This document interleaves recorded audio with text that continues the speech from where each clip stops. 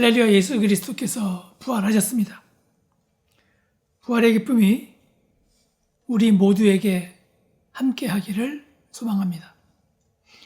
아울러 이 기쁨이 세계 곳곳에서 신음하는 이들에게, 특히 전쟁의 참화를 겪고 있는 우크라이나 땅에 스며들기를 기도합니다. 신앙인은 나만을 위한 생각을 내려놓고 늘 시선을 주위로 향해야 합니다. 이웃의 기쁨과 슬픔이 곧 나의 기쁨과 슬픔이 되어야 한다는 것이죠. 이런 마음으로 부활의 기쁨을 이웃에게 전하고 낙심한 영혼을 위로하는 우리 모두가 되기를 소망합니다. 그리고 우리가 잊지 말아야 될 것은 8년 전이죠. 이 부활절 언저리가 때가 다가오면 이제 항상 세월호에 대한 기억식이 있는데, 생태 같은 우리 자식들이 그렇게 정말로 희생당한 그런 걸 생각하면서 그 유족들과 그 모든 것들이 잘 해결될 수 있도록 여러분 또 함께 기도해 주시기를 바랍니다. 자, 이제 부활절을 보내면서 우리가 부활의 의미에 대해서 생각해 보겠습니다. 신앙인은 우리에게 2000년 전 부활하신 예수가 어떤 의미로 다가오는지요. 신앙이 그리고 믿음이 우리 삶과 동떨어져서는 안 됩니다. 우리 삶과 밀접한 관계를 맺을수록 신앙은 더 역동적으로 되고 또 그 믿음이 우리를 변화시킵니다. 그런데 기독교의 핵심 중에 핵심인 부활이 우리 삶에 의미가 있습니까? 과연 우리 삶에서 부활을 경험하고 있습니까? 우리는 역사적 사실로서의 부활만 믿는 것이 아니라 부활의 현재 의미와 아울러 지금 나에게 어떤 도전을 주고 있는지 그것을 분명히 알아야 합니다. 각자 형편과 사정이 다르겠지만 제가 생각하는 부활은 절망에서 일어날 수 있도록 격려와 위로를 주는 것입니다. 제가 이 말씀을 드리는 이유는 제 삶에서 절실하게 경험하고 있기 때문에 그렇습니다. 여러분 다 알다시피 저는 이미 암이 재발한 상태입니다. 처음에 암이 발병했다는 것만으로도 힘들었는데 잘 치료된 줄 알았다가 재발했으니 참 마음이 불편합니다. 아무리 제가 정신력이 멘탈이 단단하다고 해도요, 저 역시 사람입니다. 문득문득 제 생각을 파고드는 부정적인 생각이 있습니다. 이렇게 아직 일어나지도 않은 일, 혹은 어떤 결과가 나올지 알 수 없는 그런 일에 사람이 자꾸 관심을 기울이다 보면요, 사람은 점점 절망 속으로 빠져들기 쉽습니다.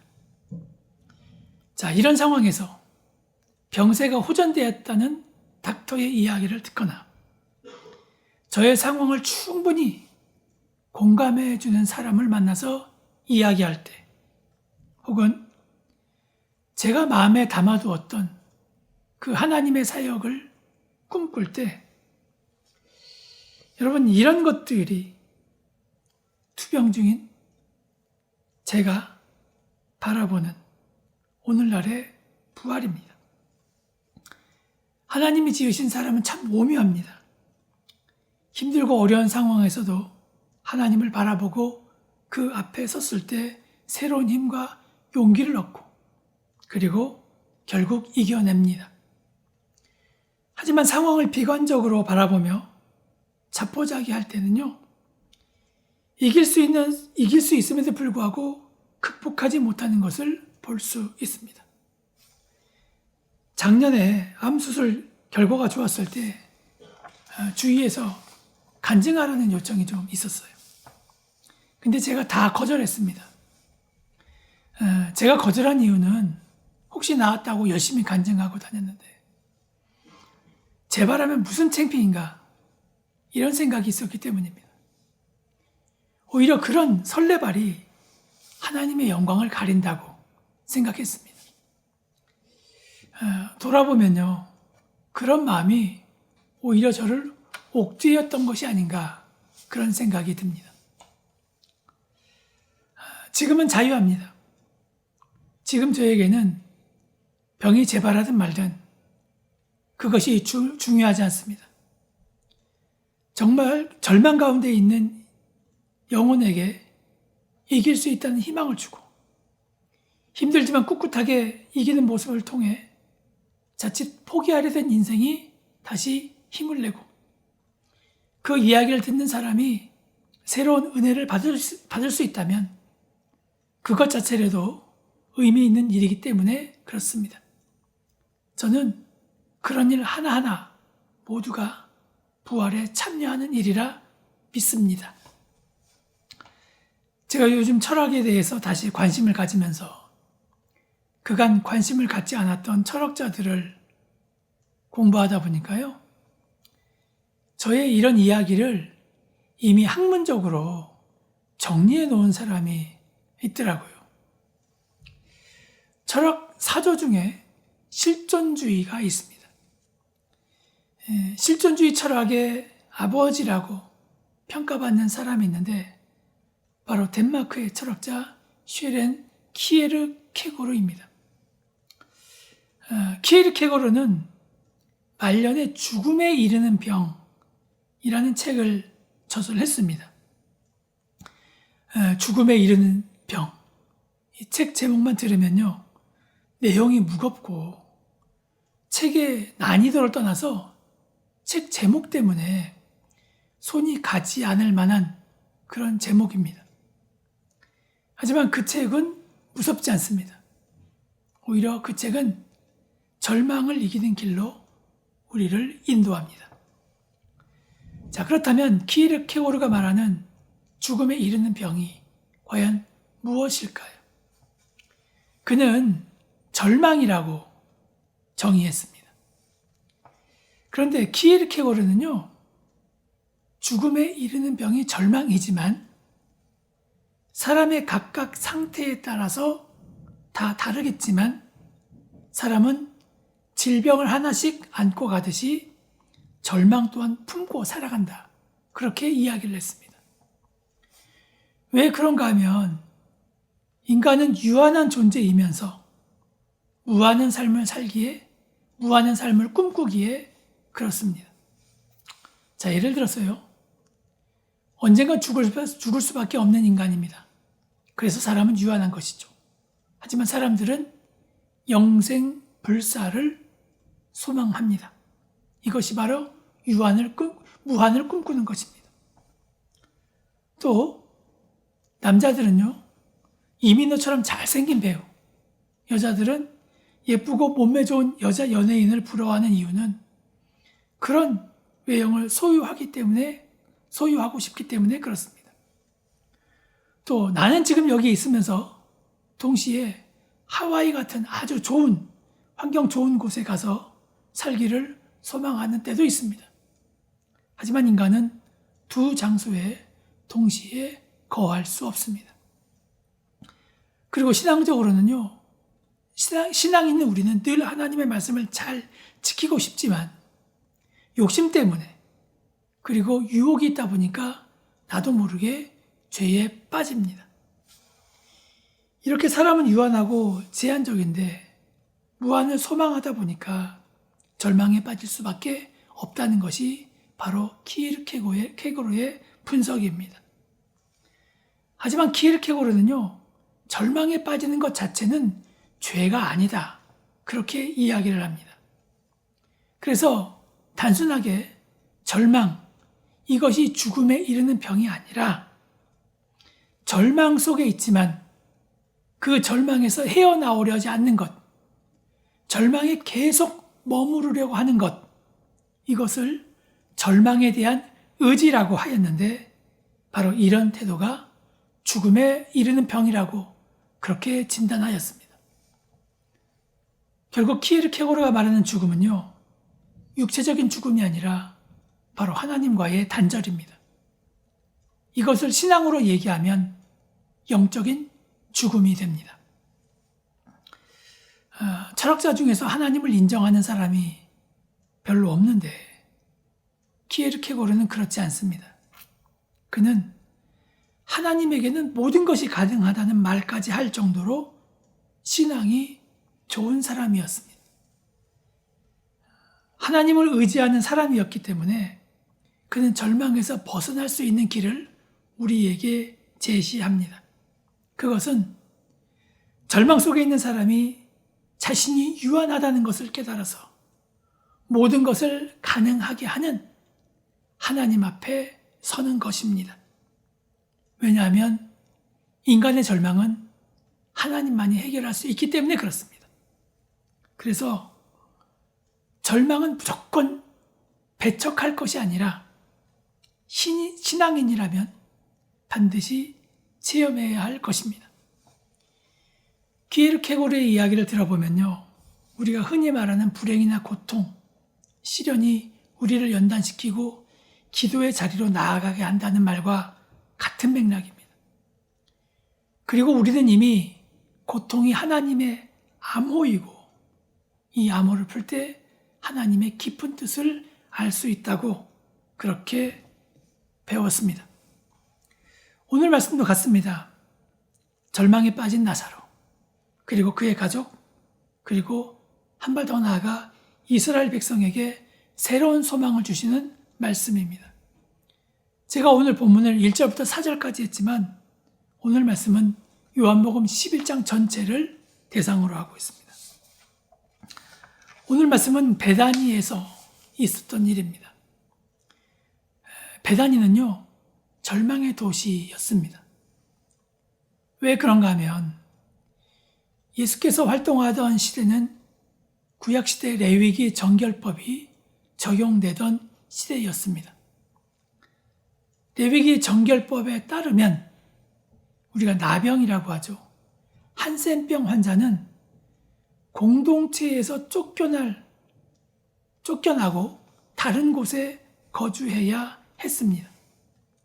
그리고 쫓겨난 처지에서 제사장으로부터 최종 판결을 받기까지 격리 상태에서 기다려야 했습니다.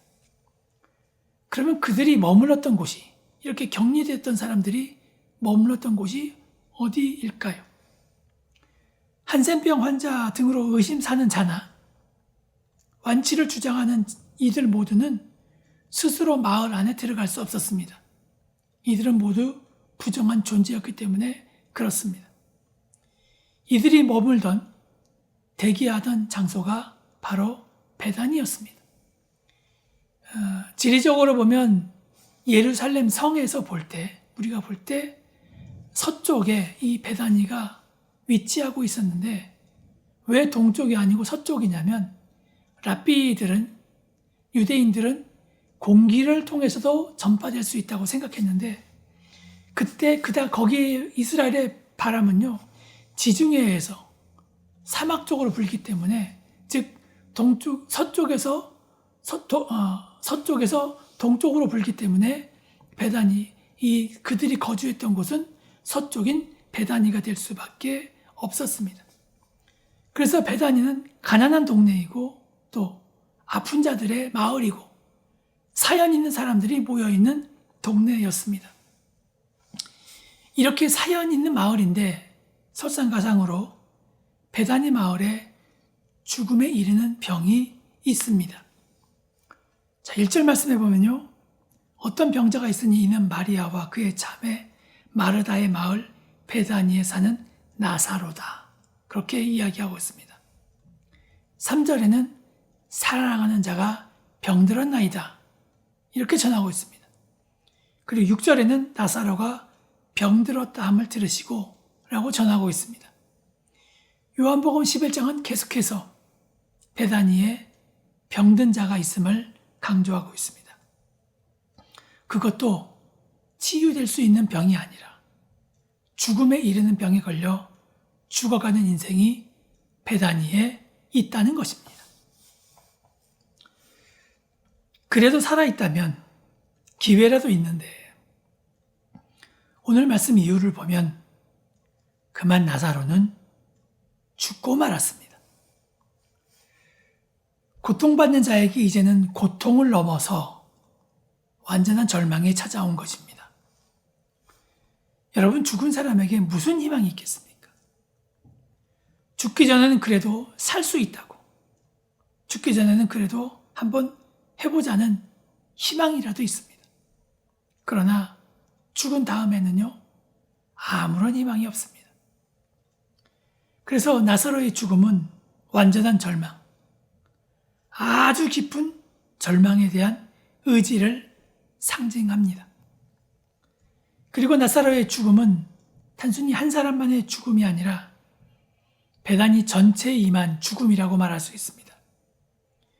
베다니가 고통과 괴로움이 넘쳐나는 곳인데 이제는 그 고통과 괴로움이 극에 달해서 완전히 죽음과 같이 모든 것을 포기해버리는 절망의 시기에 도달했다는 것입니다.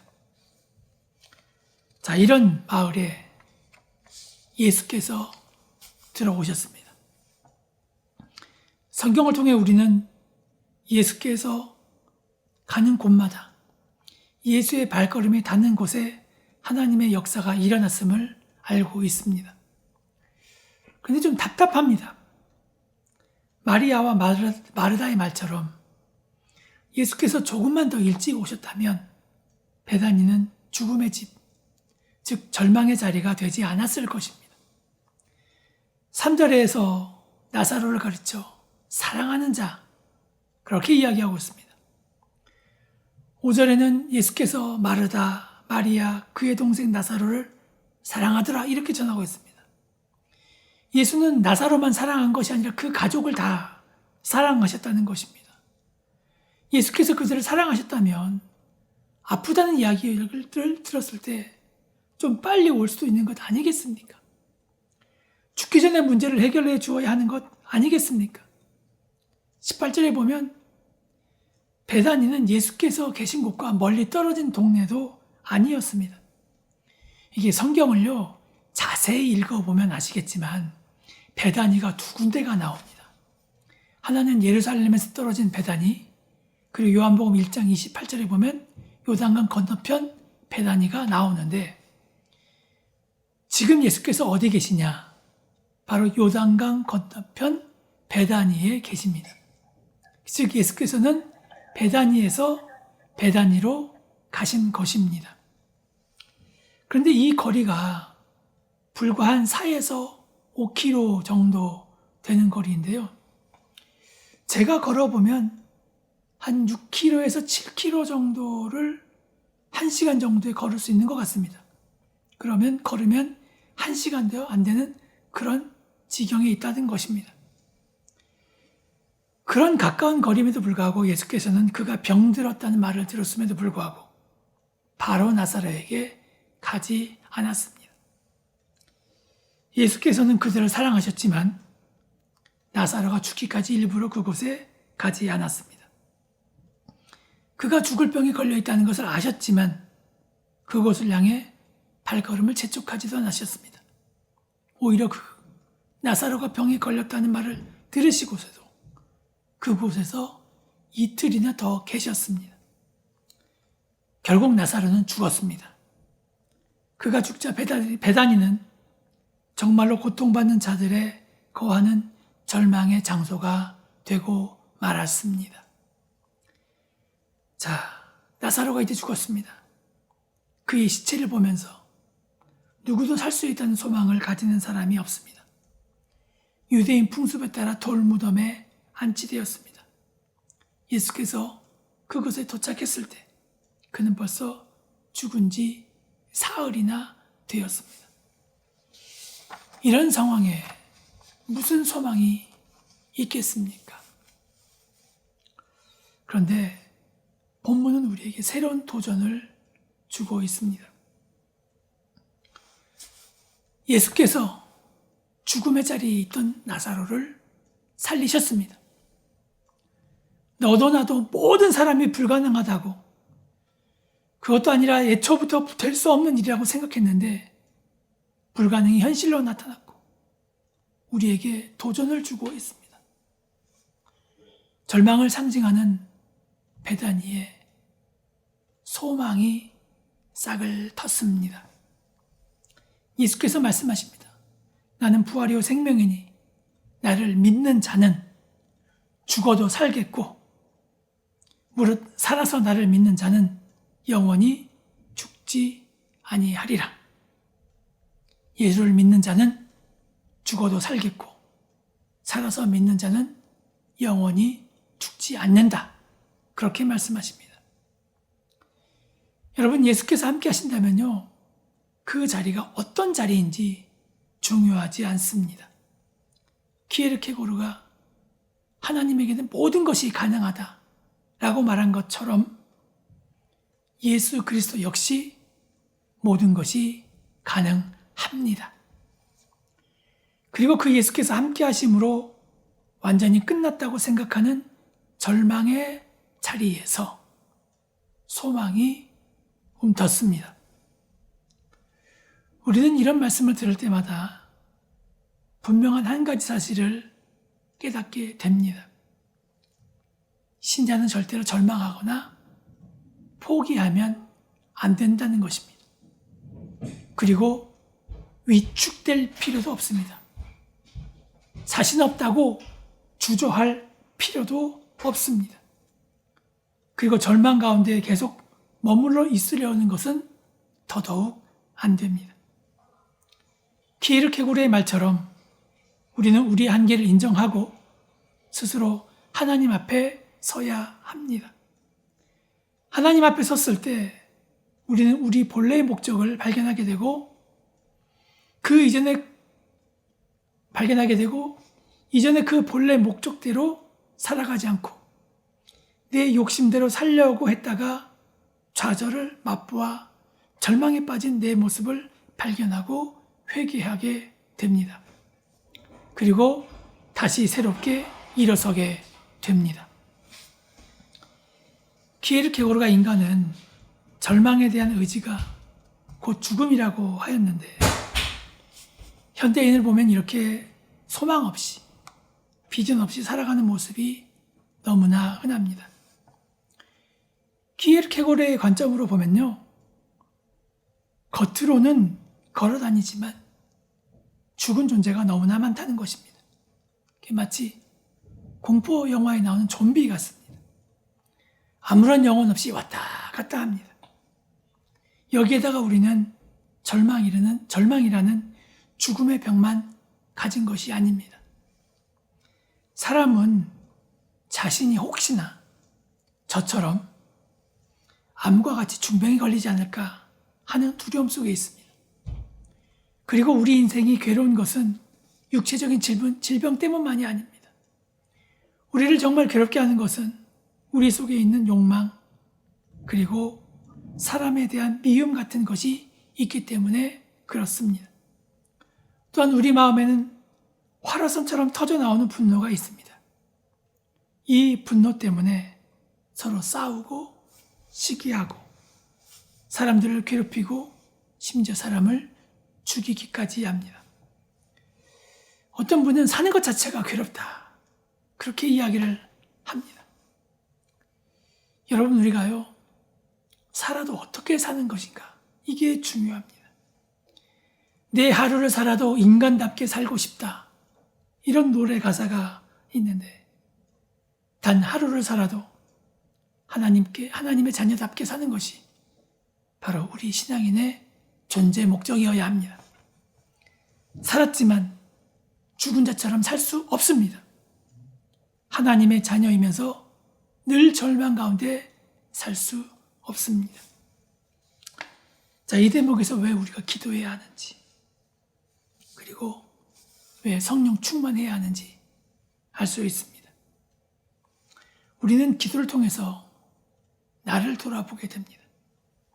내가 어떤 존재인지, 하나님께서 나를 통해 이루고자 하는 것이 무엇인지, 이런 것들을 돌아볼 수 있는 시간이 바로 기도입니다. 우리가 운전하다 보면 스탑 사인이 나오지 않습니까? 그러면 그 스탑 사인 앞에서 잠시 멈추어서 좌우를 살피는 것처럼 우리의 모습, 나의 마음 상태를 재정립하는 시간이 바로 기도입니다. 또한 성령의 역할은 바로 우리에게 절망에서 소망을 받아 바라볼 수 있도록 도움을 줍니다. 성령께서 역사하시면 썩지 않는 꿈과 이상이 솟아납니다. 하나님은 우리 한 사람 한 사람에게 바로 이런 꿈과 비전 속에서 살기를 원하십니다. 요엘서 2장 28절에서 이렇게 말씀합니다. 그 후에 내가 내 영을 만민에게 부어주리니 너희 자녀들이 장래일을 말할 것이고 노인들은 꿈을 꾸며 젊은이는 이상을 볼 것이다.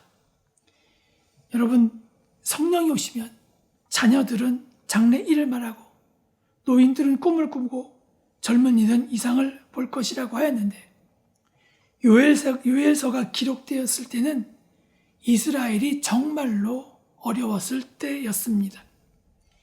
요엘 선지자가 암흑기 이스라엘 백성이 찾아야 할 것은 바로 하나님의 영이다.